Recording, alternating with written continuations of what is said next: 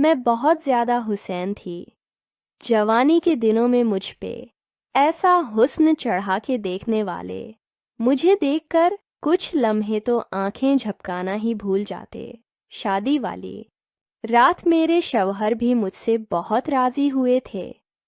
मैं जब भी ससुराल में बना दपट्टी के घूमती तो मेरा दीवर मेरे साजिद माजिद को देखते हैं। मुझे आस्की ये हरकत बहुत बड़ी लगती है। हालांकि वो तो फमा फी सीन सेल का बढ़ा था और मैं तो अभी जवान थी। शादी को कुछ दिन गुजरे थे कि एक रात मेरे शौहर घर पर नहीं थे। इस रात मेरे देवर कमरे में आए और मुझे कहने लगा, भाभी आज हम अकेले ही जल्दी करो। दीवार तो जिद करने लगा और फिर देवर ने खुद ही कपड़ा हटा कर। मैं एक दरमियाने दर्जे के घर में पैदा हुई थी। 19 साल की उम्र में मुझ पे ऐसी जवानी छिड़ी कि चंद दिनों में ही मेरी शादी करवा दी गई। शादी की पहली रात शौहर ने मुझे कहा, मेरे बड़े भाई को बहुत गुस्सा आता है, वो गुस्से में पागल हो जाते हैं। तुम उनका बहुत ज़्यादा ख्याल रखना। वो जो भी कहीं जैसे भी कहीं वैसे ही करना। वैसे 4 दिन से मैं यही देख रही थी। जब भी मेरे शौहर को अरे सलान को आवाज़ देते तो उनकी रंग का पैली पड़ जाती है फौरां। मेरे शौहर कमरे से बाहर निकल जाते।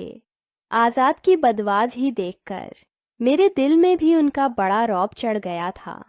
इस दिन 5वां दिन था कि जब सुबह नौमान ने मुझ से कहा कि आज हम बाहर घूमने जाएंगे।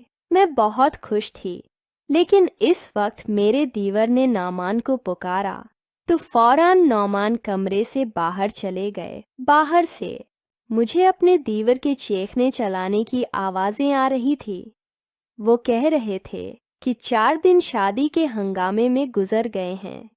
तुम्हें एहसास भी है कि तुम्हारे शाप पर तुम्हारे न होने की वजह से कितना लॉस हो सकता है, और आज भी छट्टी करके बैठ गए हो। अभी के अब भी शाप पे जाओ और सारे वर्कर्स के सिर पर खड़े हो जाओ कि वो ठीक से काम करें।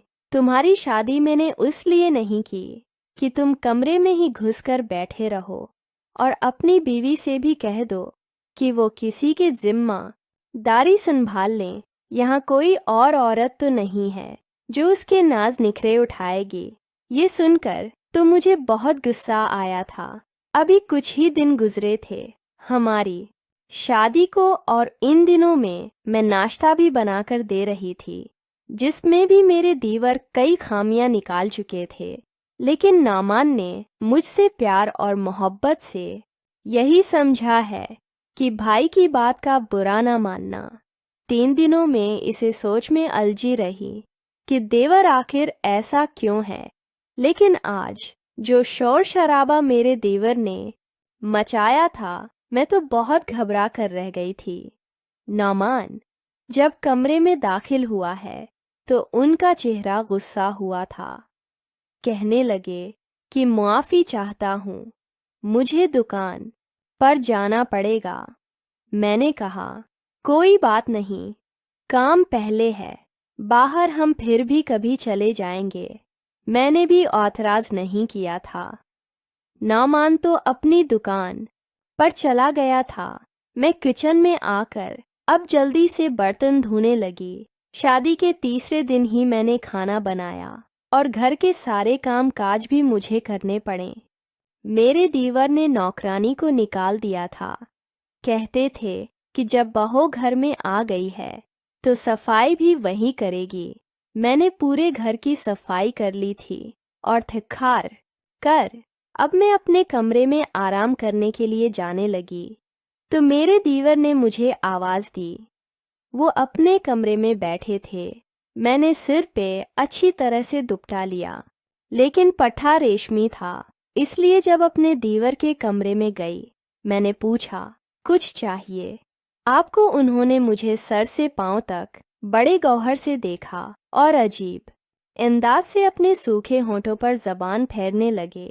कहने लगे दूध पीना है। ये सुनकर मुझे सबसे पहले अपने डापटे का ख्याल आया था, क्योंकि मेरे सीने से डापटा सिरक चुका था। मैंने फौरन अपना डापटा सही किया और कमरे से बाहर आ गई। मुझे अपने दीवर की यह हरकत बहुत अजीब लगी थी। दीवर तो भाई की जगह होता है और भाई कभी भी बहनों को सिर से पांव तक इस तरह नहीं देखते। मैं फौरा किचन में आ गई। मेरा दिल जोर जोर से धड़क रहा था। मुझे बड़ा अजीब सा लग रहा था। मैंने फ्रीजर खोला और दूध का गिलास पकड़ के डोपटा अच्छी तरह से खुद पर लपेटकर अपने दीवर के कमरे में आ गई। साइड टेबल पर दूध का गिलास रख दिया। इससे पहले कि मैं कमरे से बाहर जाती हूँ, मुझसे दीवर कहने लगी है कि थोड़ी देर मेरे पास बैठकर बात कर लिया करो। घर में अब मैं और तुम्हारे अलावा तो कोई होता नहीं है और मैं बड़े दिनों से अकेला था और अकेला ही बैठकर बोर हो जाता हूँ। ये सुनकर मैं परेशान सी हो गई थी। मेरे देवर के कमरे में सिर्फ एक बेड और अलमारी थी। बैठने के लिए अलग से कोई भी चारपाई वगैरह नहीं थी, इसीलिए मुझे मजबूरा बेड के किनारे पर ही बैठना पड़ा। वो मुझसे इधर उधर की बातें करने लगे, लेकिन जैसे उन्होंने दूध का गिलास पकड़कर मुना को लगाया तो फौरन से हटा लिया। कहने लगे, इतना ठंडा दूध ये मैं नहीं पी सकता, मुझे तो गर्म गर्म दूध पसंद है। ये कहते हुए फिर उनकी नज़रें मेरे चेहरे से होती हुईं मेरे पूरे बदन पर सफ़र करने लगे। उनकी नज़रों में ना जाने ऐसा क्या था कि मैं उलझन का शिकार होने लगी थी। मेरे माथे पर पसीने के कतरे साफ दिखाई देने लगे थे। कहने लगे, जाओ इससे गर्म करके ला दो। मैंने दूध का गिलास पकड़ा और खड़ी हो गई। वैसे तो 3 दिन से मेरे दीवर बड़े गुस्से में रहते थे। जब आर्टसेलान घर में होता था तो उनकी लहजा बड़ी ही धमा थी। लग नहीं रहा था कि मेरी वही दीवर हैं जो 5 दिन से एडसिलान को छुलाकर बुला रहे थे और गुस्से से बातें कर रहे थे, डांट रहे थे। मैंने दूध पतीले में डाला, जरा गर्म किया, फिर गिलास में डालकर अपने दीवर के पास ले गए। जैसा ही मैंने गिलास इनके आगे बढ़ाया, उन्होंने दूध के साथ मेरा हाथ भी पकड़ लिया। मेरे तो जैसे पूरे तन बदन में करंट सा लगा। मैंने फौरन घबराकर हाथ पीछे करना चाहा तो उन्होंने मेरा हाथ छोड़ दिया। कहने लगे, अरे बाहर कहाँ जा रही हो? बैठो, मेरे पास मुझसे बातें करो। ये तन्हाई का सानब तो मुझे अब और भी ज़्यादा दसने लगा है। ये कहकर देव रब ठंडिया रबरी अब मुझे और भी ज़्यादा अजीब लग रहा था। मुझे उनकी बातें सुनकर अजीब सा महसूस होने लगा। ये कहने लगे, तुमने शादी के अगले दिन जो काले रंग का सूट पहना था बड़ा प्यारा लग रहा था, आज वही पहन लेना। ये सुनकर मुझे और भी ज़्यादा बड़ा लगा था।